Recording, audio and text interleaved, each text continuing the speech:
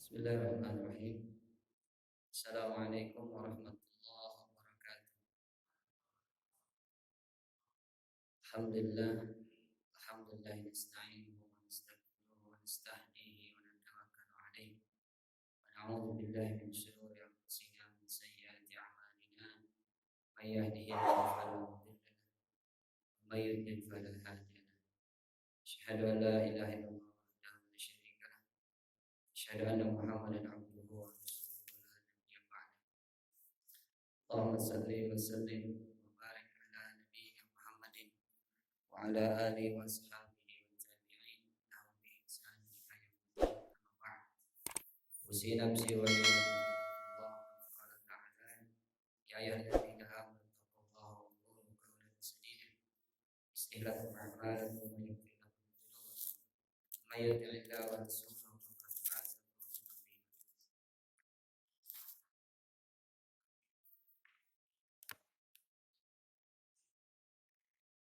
Alhamdulillah para alim, para ulama,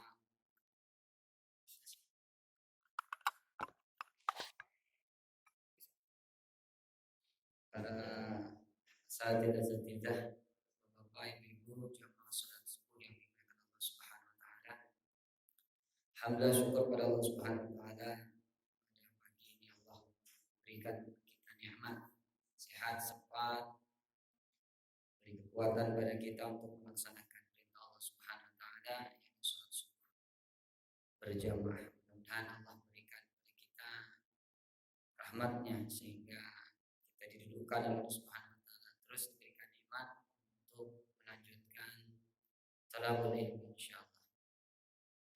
Insyaallah pada pagi ini kita akan melanjutkan bab dalam kitab At-Tibbun Nabawi karya Ibnu Qayyim al-Jauzi. Allah nafa'ana bihi fid dharain. Di bab faslun fi hadis sallallahu alaihi wasallam fi hifdz sihhati fit-tibbi. Satu pasal menjelaskan tentang petunjuk Nabi sallallahu alaihi wasallam dalam menjaga kesehatan dengan wewangian. Bapak Ibu sekalian yang dirahmati Allah Subhanahu wa taala, konsep pengobatan Islam ini bukan hanya mengobati tapi pencegahan. Pertemuan-pertemuan sebelumnya kita bahas pengobatan. Kita beralih kepada bagaimana pencegahan.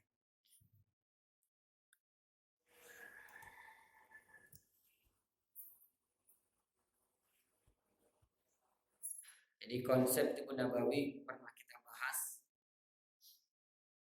60% adalah pencegahan, 40% dari mulai konsumsi makanan yang thayyib, menghindari makanan yang buruk, dan 10% adalah pengobatan. Bismillahirrahmanirrahim. Kama kanat raihatu tayyibiyatu ghada ar-ruh, bahwa wangian adalah makanan ruh mutiyabul quwwah. Dan ruh sendiri itu adalah pusatnya stamina. Maka stamina juga meningkat melalui wangian. Ini dalam mukadimah kitab At-Tibbun. Wal quwwa tazdadu bitti. Dan kekuatan itu, stamina itu juga meningkat melalui wangian. Wangian dapat membersihkan otak dan jantung serta seluruh organ tubuh bagian dalam, menggembirakan hati dan menyenangkan jiwa serta memberi kesegaran rohani. Wangian adalah sesuatu yang paling cocok untuk ruh, yang paling serasi dengannya. Korelasi antara wangian dengan jiwa yang baik amat erat sekali. Wangian adalah salah satu dari dua hal yang paling disukai oleh Nabi SAW dalam perkara dunia. Dalam kitab Zadul Ma'ad. Sekalian, Nabi SAW menyukai dua perkara. Pertama, di dunia ini menyukai wangian. Ini fitrahnya manusia. Dalam mukadimah ini kita juga sebagai manusia fitrahnya menyukai wangian dan tidak menyukai yang bau. Wangi dengan bau beda ya. Wangi berarti enak, bau itu. Jadi kalau sampah itu bau apa wangi? Nah, bau sampah, bukan wangi sampah. Kadang dalam kehidupan kita berbeda antara penggunaan kata-kata. Maka dalam digunakan inti dengan wewangian yang baik, thayyibun, wangi, apa baik. Yang pertama hadis Nabi sallallahu alaihi wasallam.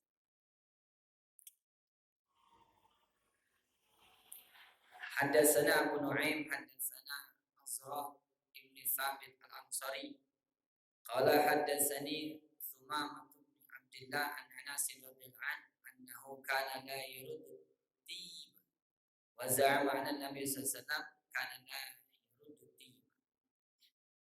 Telah menceritakan pada kami Abu Nu'aim, telah menceritakan pada kami Azra bin Thabit al-Ansari, dia berkata telah menceritakan kepadaku Sumamah bin Abdullah dari Anas radhiyallahu anhu bahwa dia tidak pernah menolak pemberian minyak wangi, dan dia memastikan bahwa Nabi sallallahu alaihi wasallam juga tidak pernah menolak pemberian minyak wangi. Jadi kalau mau sholat ada minyak wangi jangan ditolak. Ya. Maka ini yang pertama dalil ilahiyah. Kenapa? Karena tadi minyak wangi ini adalah makanan ruh. Juga nanti minyak wangi ini disukai anal malaikat tuhibbu. Semuanya malaikat ini menyukai, wasyayatin tanfiru anhu, dan syaitan itu tanfir akan lari anhu dengan asbab wangian. Ini dalam penjelasan nanti di akhir. Secara dalil bahwa Nabi SAW memberitahukan kepada kita jangan pernah menolak pemberian minyak wangi. Salah satu pemberian yang tidak bertolak minyak wangi, kemudian bantal, kemudian garam. Nanti ada penjelasan. Ini tentang minyak wangi. Yang kedua, telah menceritakan pada kami Al Hasan bin Ali dan Harun bin Abdullah secara makna bahwa Abdurrahman Al-Mukri menceritakan kepada mereka, Sa'id bin Abu Ayyub dari Ubaidah bin Abu Ja'far dari Al-A'raj dari Abu Hurairah radhiyallahu berkata, Rasulullah SAW bersabda, barang siapa ditawari minyak wangi, janganlah menolak, karena minyak wangi itu enak aromanya dan ringan membawanya. Ini hadis kedua tentang minyak wangi. Man uridu alaihi rihan, barang siapa yang ditawari minyak wangi, fala yaruddahu, maka janganlah dia tolak. Bainahu tibun ri khafifun mahmili, wanginya enak, khafifun ringan, al-mahmili ringan membawanya. Maka ya, dulu para ulama, para orang tua kita memberikan contoh selalu membawa minyak wangi di kantong, bukan dijadikan jimat, tapi memang ini adalah salah satu dalil ilahiyah. Minyak wangi itu ringan di bawahnya. Nah, seperti ini, Pak. Kadang suka di kantong kecil. Untuk apa? Kita gunakan saat keperluan-keperluan yang memang untuk malaikat ini bertambah dekat dengan kita. Fitibi minal khasiyah anal malaikat tuhib. Malaikat ini menyukainya. Wasyayatin tanfiru anhu, syaitan akan lari dari. Misalnya sebelum sholat. Ini umumnya sebelum sholat, sebelum majlis. Biasa Bapak Ibu kalau menghadiri majlis para habaib, mereka suka bakar bukhur. Ya. Ini apa? Ini dalam rangka bagaimana menjadikan tempat itu wangi sehingga malaikat itu dekat dengan kita. Nanti kita akan bahas apa kaitannya dengan kesehatan, dengan bagaimana menjaga tubuh kita dari kesehatan. Tadi di mukadimahnya dikatakan bahwa minyak wangi itu atau uang itu goda ar-ruh, stamina atau sarapan. Goda ini bahasa Arabnya artinya sarapan bagi ruh, berarti makanan bagi ruh kita. Karena ruh itu butuh makanan, salah satunya ada dengan minyak wangi. Tubuh secara fisik ini perlu sarapan. Pagi nggak sarapan, maka siangnya lapar. Begitupun dengan ruh. Ya, kalau tidak dikasih makan, maka tidak punya energi. Lanjut dari ilahiyah dalam Musnad Al-Bazzar. Wa fi Sunan Abi Dawud wa Nasai' an Hurairah wa fi Musnad Al-Bazzar anna Nabi sallallahu alaihi wasallam innallaha thayyibun yuhibbut thayyiba nazibun yuhibbun nazafah karimun yuhibbul karam jawadun yuhibbul jud fanazzifu afna'akum wasahatikum wala tashabbu bil yahudi yajma'una akubba fi durihim al akubba az-zibalah. Ini hadis ketiga. Ini ada nanti maknanya penting untuk kita bagi ibu-ibu ya nanti. Ini ada perintah dari Nabi sallallahu alaihi wasallam.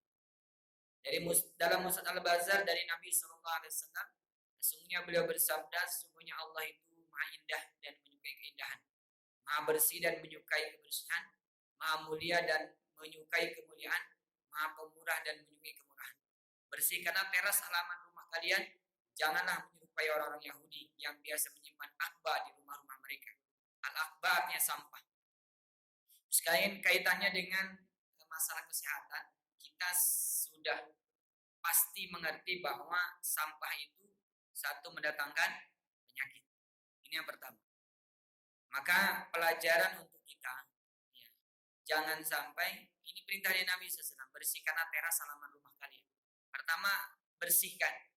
Agar apa? Agar rumah kita sehat juga. Kalau rumahnya terasnya kotor, ini akan jadi cermin ke dalamnya.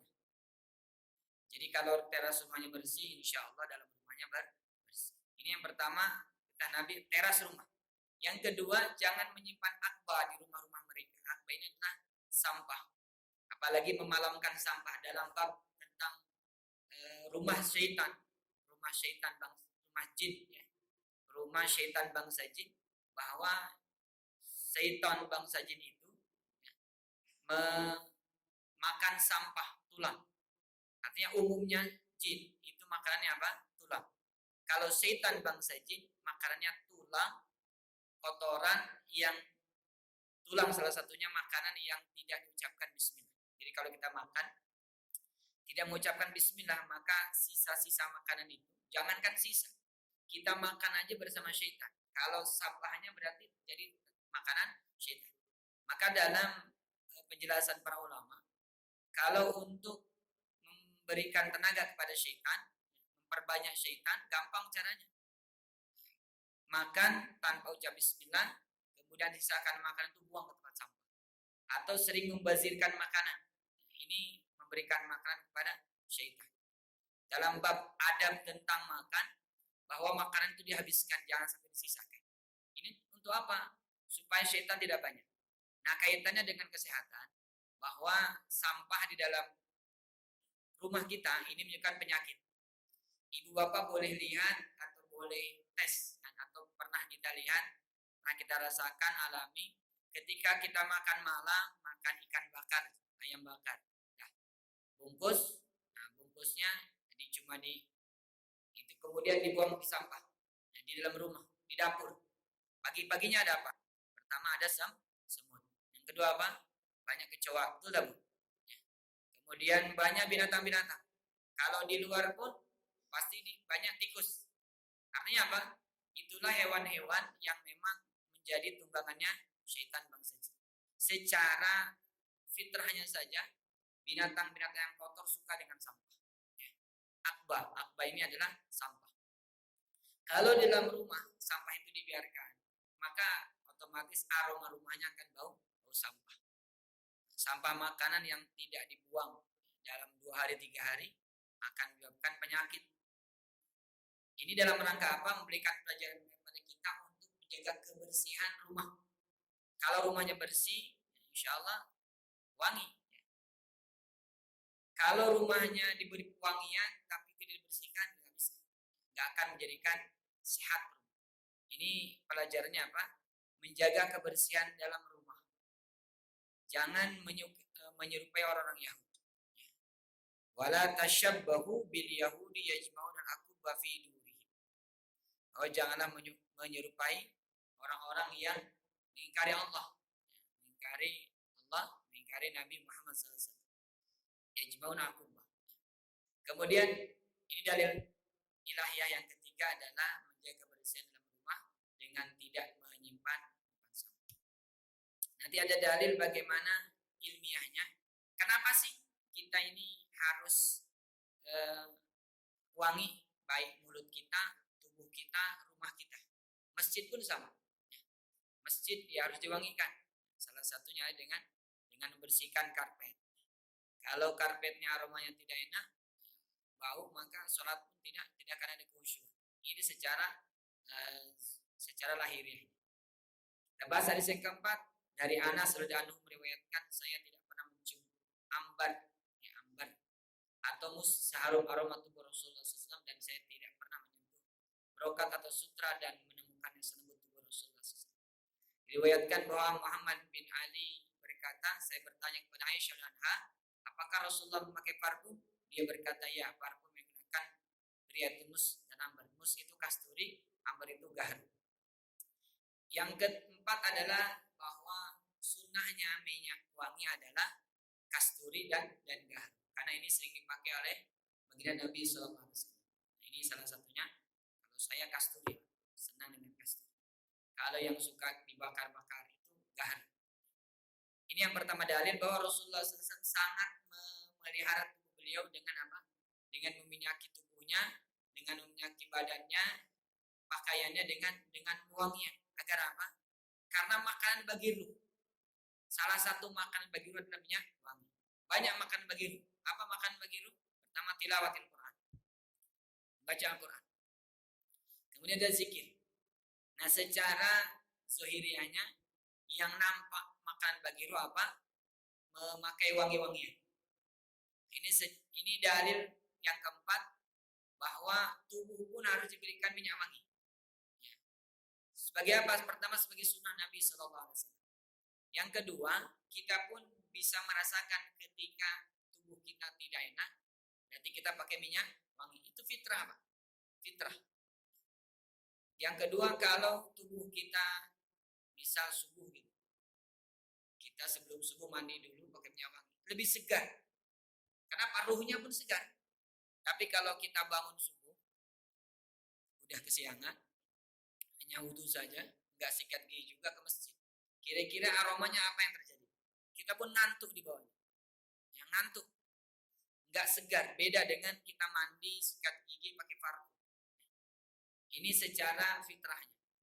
Rasulullah SAW manusia yang menjaga kebersihannya sehingga tubuh beliau sehat.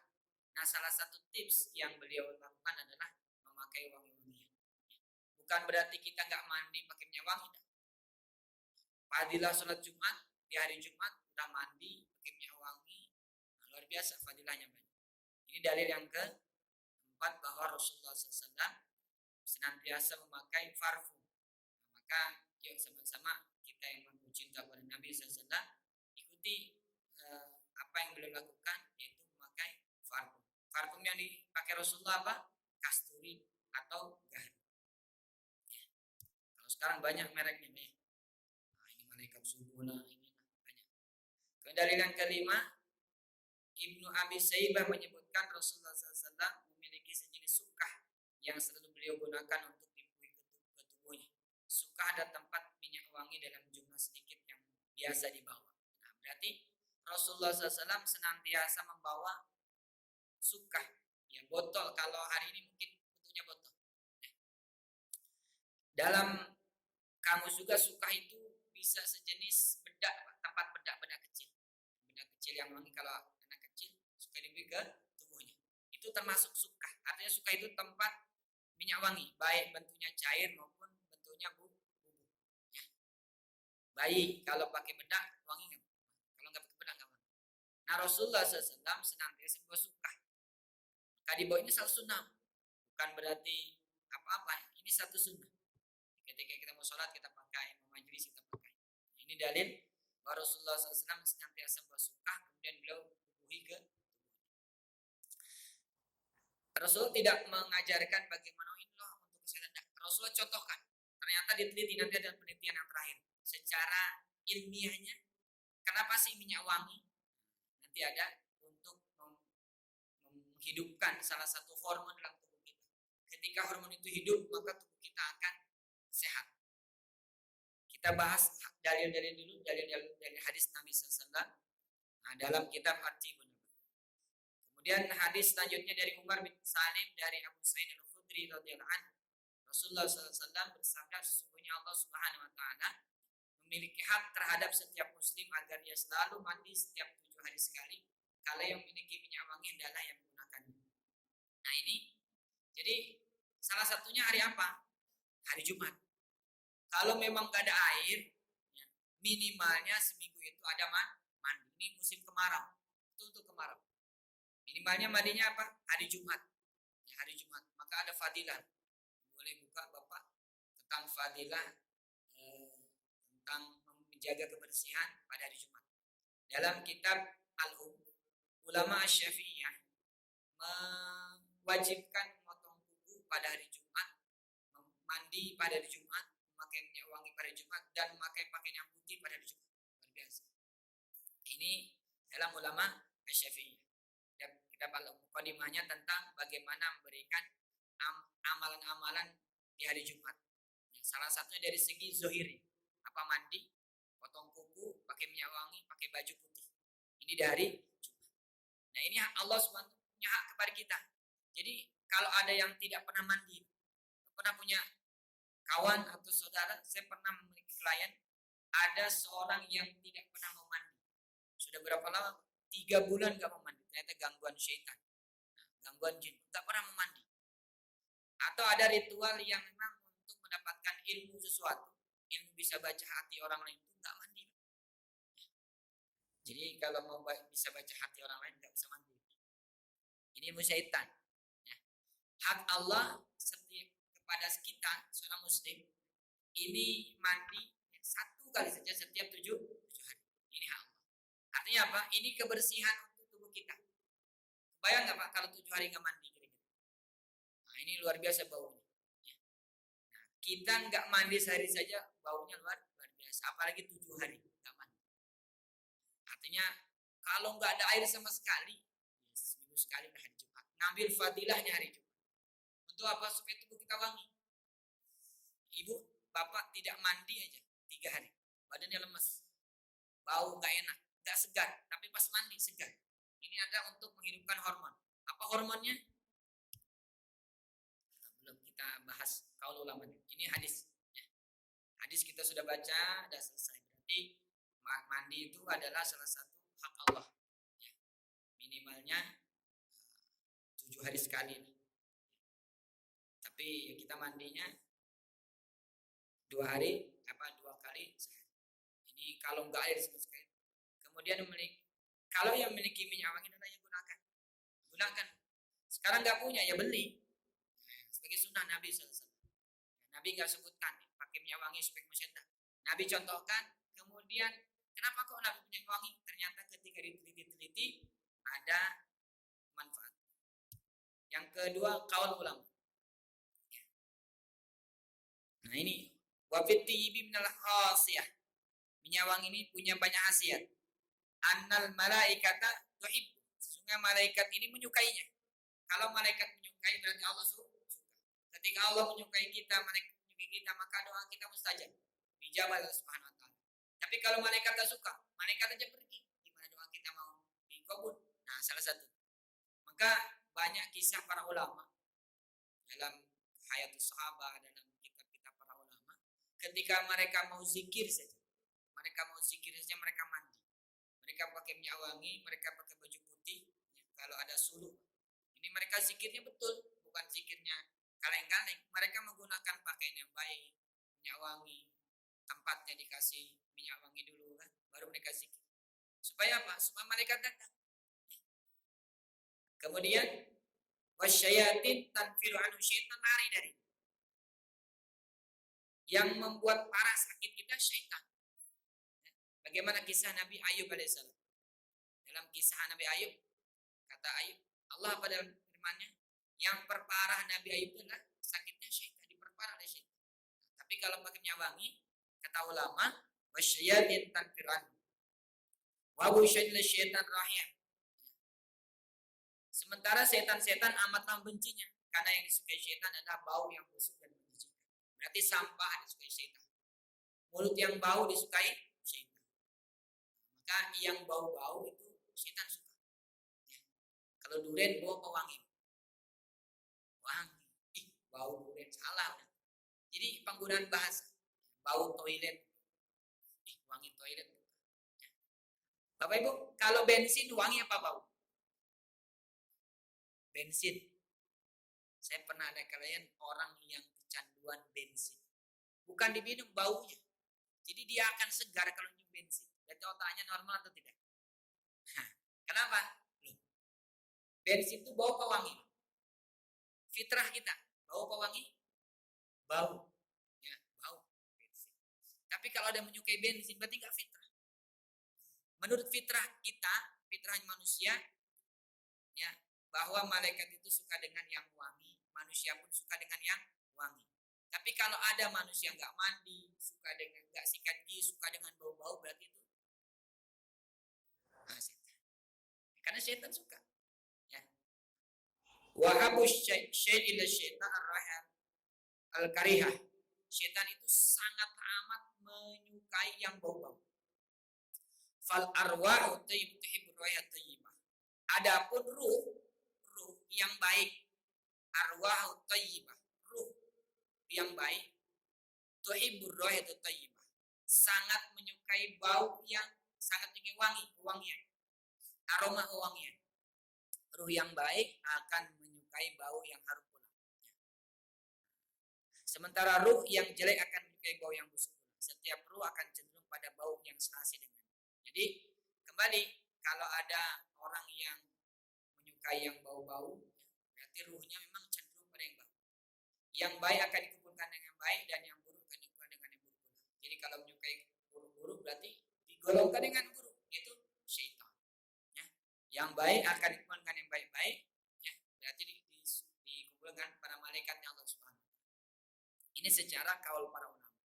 Meskipun ungkapan di atas berlaku pada spesies manusia laki-laki dan wanita, namun juga berlaku untuk semua jenis perbuatan, ucapan, makanan, minuman, pakaian, dan wangian.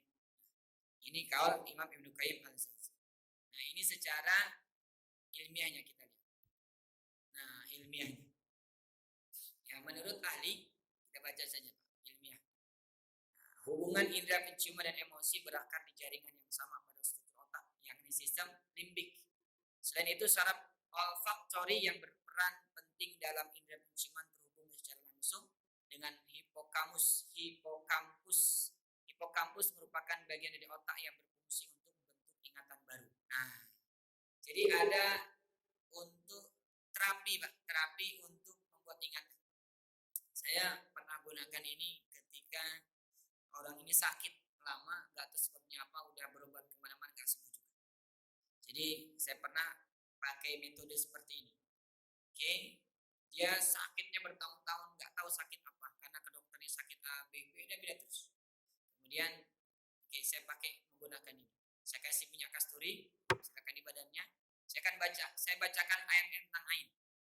Misalnya surat Al-Baqarah ayat 91. Wadda katsirun min ahlil kitab law yaruddunakum min ba'di imanikum kuffara hasadan min indi anfusihim min ba'di ma tabayyana lahum, sampai selesai.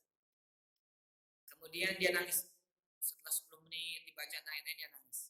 Ternyata dia ingat pernah nampar anak tetangganya. Baru dia ingatkan ke situ. Saya sampaikan, Bu, silakan Ibu minta pada Allah, ya Allah, sebab sakit saya apa. Karena udah berobat kemana-mana nggak sembuh. Ternyata dia pernah nampar anak tetangganya. Udah berapa tahun yang lalu? 4 tahun yang lalu. Nah, ketika ingat kayak ini bukan buka aib, tapi ini adalah berfungsi untuk bentuk ingatan-ingatan ibu yang telah lama. Kemudian, penyebabnya siapa tahu ini adalah satu sebab sakitnya. Ini ada ain, jadi tetangganya mungkin karena berantem. Nah, ini ain, jadi sakit. Jadi penyebab sakit itu ain juga, ain hasad. Jadi kalau kita berantem, teman kita masih benci dengan kita, bisa jadi itu sebabnya kita sakit. Sakit bertahun-tahun karena sebab ainul hasad. Oke, besok ibu minta maaf bahwa hadiah perlu anak itu, insya Allah Allah sembuh. Ain, cara melepaskan ain itu seperti itu. Jumpa dengannya, minta maaf. Kalau secara dalilnya adalah minta air wudhu, minta air mandi atau air wudhu. Karena takutnya, karena kecil, ya usapkan saja tubuh. Insya Allah usap kepada kita. Masya Allah, alhamdulillah. Setelah Setelah 2 hari dia datang ke rumahnya, Allah sembuhkan sakitnya. Apa sakitnya, Bu? Sakitnya ini mulutnya miring, jadi kayak stroke di mulut. Kalau bahasa sakitnya itu kena bel palsy. Bel palsy itu agak miring-miring juga. Bel palsy, stroke ringan, stroke di bagian wajah. Tapi sudah berobat ke ini gitu segala macam. Ini salah satu. Nah, kemudian ketika kita pakai minyak wangi, kita terasa aroma. Oke, dalam dunia medis kondisi kehilangan penciuman disebut dengan anosmia. Hal ini bisa menjadi tanda awal dari penyakit saraf seperti Parkinson. Nah, Parkinson juga. Parkinson terus gerak terus. Pakai minyak wangi salah satu untuk kesembuhannya. Alzheimer, Huntington, meskipun anosmia bukan hal yang berbahaya, efeknya bisa sangat mengganggu kualitas hidup. Penderita anosmia tidak hanya sulit merasakan makanan, tapi juga bisa mengalami penurunan nafsu makan, meskipun berisiko terkena malnutrisi bahkan depresi. Psikolog klinis Tara Details mengungkapkan pengaruh wangian terhadap memori memang sangat kuat. Hal ini dipengaruhi oleh letak indera penciuman yang berhubungan dengan sistem limbik di otak. Nah, ini gambarnya, susah saya dapatkan. Jadi ilmiah itu ketika kita menggunakan minyak wangi, maka saraf-saraf di otak ini, ya, saraf-saraf di otak salah satunya adalah saraf olfaktori. Karena saraf olfaktori itu saraf pertama dari 12 saraf kranial. Di otak kita nih, secara ilmiahnya ada 12 saraf kranial. Saraf ini penting dalam penciuman. Saraf kranial 1, ya, kita baca saja, ini ilmu pengetahuan, yaitu sel reseptor utama bagi indera penciuman. Saraf ini memonitor asupan bauan yang dibawa udara ke dalam sistem pernapasan manusia dan sangat memulihkan pilihan rasa, aroma, palatabilitas dari konsumsi dan minuman. Selain fungsi yang dalam meningkatkan nafsu makan, menempuh bauan, saraf olfaktorius juga dapat memerankan dalam memperingatkan tidak kurangannya konsumsi yang busuk, kebocoran gas, polusi udara, dan asap yang berbahaya begitu. Selain itu, saraf olfaktorius juga memerankan sebagai elemen yang mendamaikan komunikasi. Ya. Jadi orang yang senantiasa memakai wangi-wangian, dalam ilmiahnya saraf komunikasi yang ngobrol, emosinya akan terkontrol. Ya.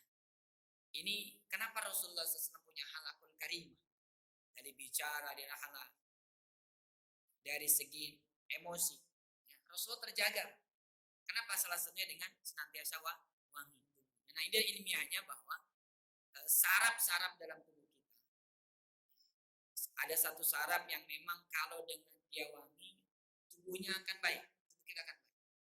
Nah, kalau otak baik, salah satu sarafnya emosi yang terjaga, maka tubuhnya akan oke. Nah, Bapak Ibu boleh lihat orang yang suka emosional, suka marah-marah. Satu, mudah keringetan, badannya bau. Kenapa? Ketika saya baca kitab ini, kemudian teliti, ternyata ya saya lihat orang itu emosional, itu memang badannya tak enak, badan itu dekat itu bau memang. Kenapa? Nah, ini dari segi ilmiah. Maka salah satu bagaimana menurunkan emosi adalah dengan senantiasa wangi. Ya, salah satu dengan mandi, Pak. Jangan pakai minyak wangi, tapi nggak mandi. Artinya dengan mandi segar kan, minyak wangi, kira-kira apa yang terjadi? Nyaman, tubuh kita nyaman, saraf kranialnya damai, kemudian emosinya terkontrol. Berbeda, coba Pak, pulang kerja, capek, misal dari pagi kerja, pulang ke rumah, bisa kerjanya di lapangan, atau di kantor memang yang buat keringetan kan. Pulang ke rumah, udah badannya bau, lihat berantakan, anak nangis, banyak emosi Pak. Di sana, Bapak di sana, pulang kerja seperti itu. Kenapa kok mudah emosi? Karena badannya yang bau, belum mandi. Coba mandi, pulang berangkat kerja dari rumah ke tempat kerjaan, nah, dia enak, segar. Tapi pulang kerja, kenapa kok banyak emosi di jalan tuh, buru-buru emosi? Kenapa? Karena emang badannya bau. Nah, saraf damainya, ya tidak kena asupan gizi, ruhnya tidak kena. Syaitan pun suka, akhirnya kacau, udah marah, senang yang buru-buru. Kenapa? Karena syaitan. Maka ya sama-sama salah satu tips untuk supaya badan kita, tubuh kita sehat. Nah, ini salah satunya adalah dengan pakai minyak wangi. Pakai minyak wangi. Secara zahir pakai minyak wangi. Tapi secara umum adalah tubuh kita harus wangi. Dari mulai badan, dari mulai gigi. Gigi udah oke, udah bersiwak. Gimana? Pakai minyak wangi lagi. Sebagai sunnah Nabi SAW. Agar apa? Agar saraf-saraf kranial kita memang terjaga. Yang otak di dalam tubuh kita. Kalau ilmiahnya ya, otak kita baik, maka bicara pun akan baik. Tidak akan mudah emosional.